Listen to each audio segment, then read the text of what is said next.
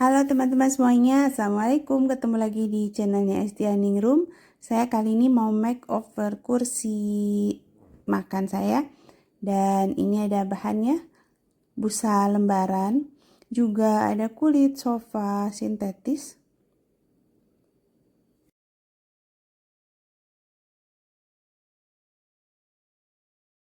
Untuk teman-teman semuanya yang hadir menonton video saya ini, saya ucapkan terima kasih banyak. Semoga video ini bermanfaat. Mohon dukungannya dengan like, komen, dan subscribe ya.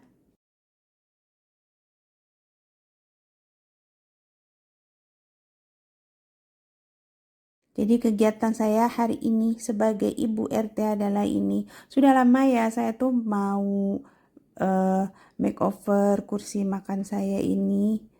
Tapi baru sekarang bisanya.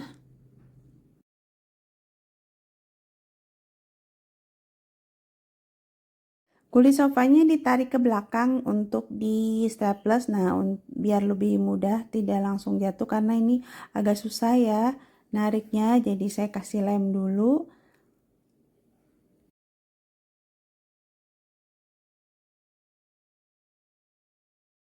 Setelah dilem menempel kulit sofanya ini jadi lebih mudah untuk straplesnya.